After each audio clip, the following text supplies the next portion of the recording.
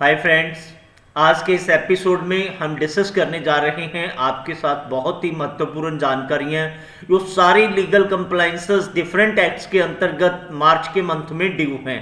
Friend, सभी acts को one by one discuss करेंगे। पूरी जानकारी लेने के लिए बने रहिए हमारे साथ इस वीडियो के एंड तक। और अगर आपने ये चैनल सब्सक्राइब नहीं करा है तो सब्सक्राइब कीजिए हमारा YouTube channel tax expert MK Gupta.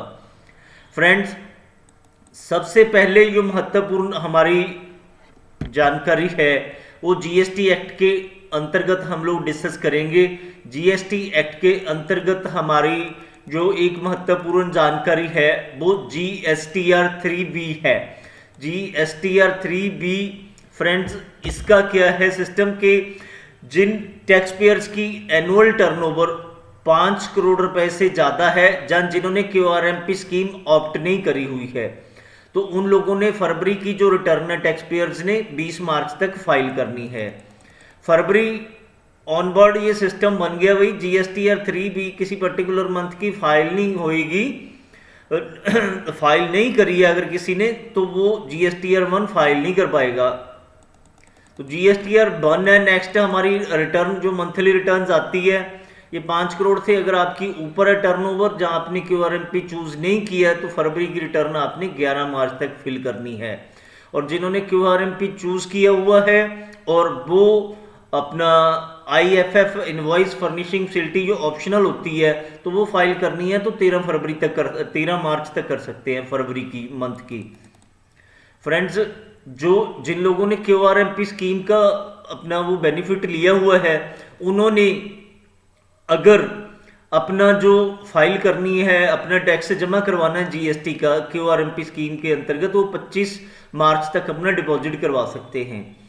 और 20 मार्च जो है लास्ट डेट है, 20 मार्च लास्ट डेट है GSTR 5 की, और 20 मार्च ही लास्ट डेट है GSTR 5A, जो OIDAR मंथ करते हैं, ये फरवरी के मंथ की इनकी ऑब्लिगेशन है। और नेक्स्ट है हमारी legal compliance GSTR 6 input service distributor जो फाइल करते हैं, फरवरी के मंथ की 13 मार्च तक फाइल करनी है। 10 मार्च तक GSTR 7 फाइल करनी है। GSTR 7 किन्होंने फाइल करनी होती है? ये फाइल करनी होती है वाई द टैक्सेबल पर्सन, जिन्होंने TDS डिडक्ट करना होता है GST के मंथ में, और पीरियड क्या होता है इसका? फरवरी। फ्रेंड्स, नेक्स्ट हमारी है 10 मार्च GSTR 8 के लिए। GSTR 8 किसके लिए एप्लीकेबल होती है?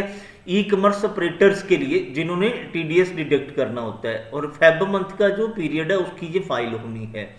RFD 10 ये रिफंड का फॉर्म है। और 31/3/2022 इस बारी जो है हमारे लिए ये भी महत्वपूर्ण मार्च की कंप्लायंस है।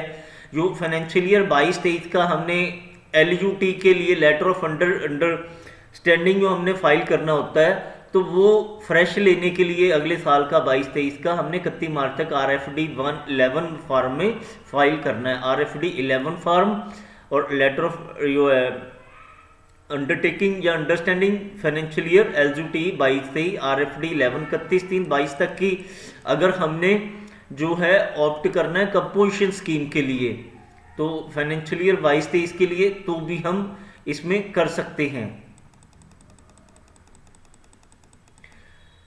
ये तो थी सारी हमारी इंपॉर्टेंट कंप्लायंसेस जो हमारी मार्च मंथ में ड्यू हैं GST एक्ट के अंतर्गत। एक बार फिर हम आपको वो कर रहे हैं।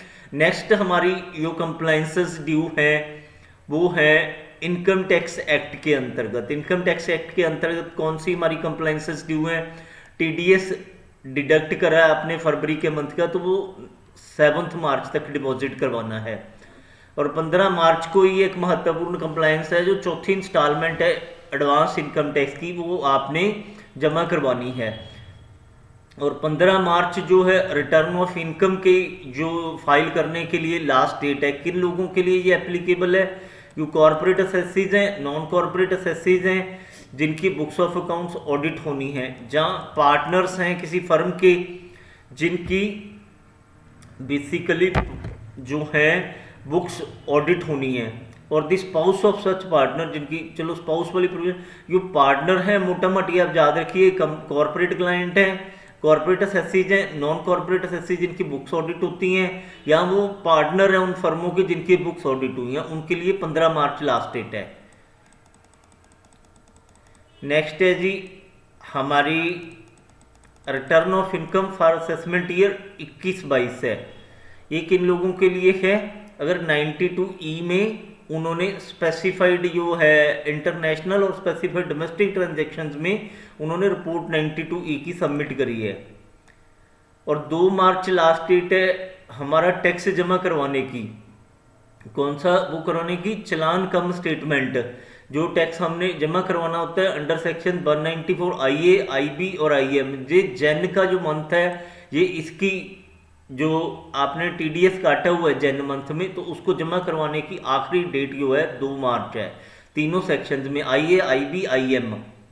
और 17/3/2022 तक हमने जो इमूवेबल प्रॉपर्टी पे TDS डिडक्ट करा हुआ था जैन मंथ का, उसके सर्टिफिकेट इशू करने की लास्ट डेट है। और 17 मार्च ही लास्ट डेट है कि अगर हमने TDS on certain rent payments पे हमने जैन के मंथ का काटा हुआ है तो उसका हमने डिपॉजिट करवाना है।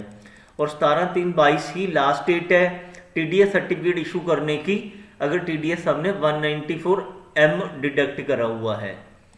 तो 30/3/2022 तक अगेन हमने फरवरी मंथ का जो TDS डिडक्ट करा हुआ है मूवेबल प्रॉपर्टी पे रेंट पेमेंट पे अंडर सेक्शन 194M, तो वो फरवरी का जो TDS है हमने 30 मार्च तक जमा करवाना है। जो ऊपर वाला TDS था वो जनवरी का था, जो 2 मार्च इसकी ड्यू डेट थी, ये फरवरी का है, हमने 30 मार्च तक, क्योंकि इसके 30 डेज मिलते होते हैं।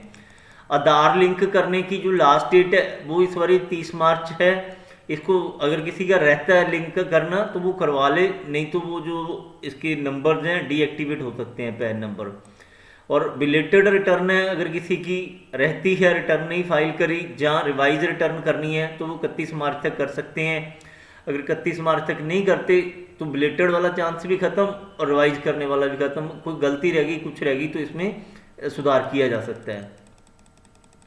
और ESI PF जो फरवरी के महीने का है इसको 15 मार्च तक जमा करवाना है। और कंपनीज एक्ट में जो एक्सटेंडेड ड्यू डेट्स हैं EOC 4 की फाइनेंशियल ईयर 2021 की, वो 15 मार्च तक है। और इसकी जो MGT 7 है, बेसिकली इसकी जो MGT 7/7A की ड्यू डेट है फाइनेंशियल ईयर 2021 की, वो 31 मार्च है। और 31 मार्च की ड्यू डेट है CSR 2 form for financial year 2021 file करने की। तो ये सारी चीज़ें हमारी टेक केयर करने वाली हैं। फ्रेंड्स ये देख लीजिए, हमारा ये जो आर्टिकल है eminent tax portal tax group पे भी पब्लिश हुआ है, और उस पे इसको नियर अबाउट अपने 14 लाख जो है लाइक्स मिले हैं। फ्रेंड्स आपकी इस लीगल कंप्लायंस से, इस वीडियो से, एपिसोड से रिलेटेड कोई भी क्वेरी, क्लैरिफिकेशन कुछ है तो जहाँ कोई सुझाव है तो इस वीडियो के कमेंट बॉक्स में आप मेंशन कर सकते हैं। हम इमीडिएटली आपकी क्वेरी को एड्रेस करेंगे। अगर फ्रेंड्स आपने अभी तक हमारे YouTube चैनल को सब्सक्राइब नहीं करा है तो सब्सक्राइब कीजिए, और अपने फ्रेंड्स वगैरह को भी कहिए कि इसको सब्सक्राइब करें, सो दैट जो लीगल अपडेट्स हैं मैक्सिमम लोगों तक पहुंच सकें। और सब्सक्राइब करते हुए साथ में ही बेल का आइकॉन दबाइए, सो दैट जब भी हमारा नया वीडियो आता है आपको साथ में ही नोटिफाई हो सके। और फ्रेंड्स इस वीडियो को ज़्यादा से ज़्यादा शेयर करना मत भूलना, सो दैट कंप्लायंस की जानकारी मैक्सिमम लोगों तक पहुंच सके।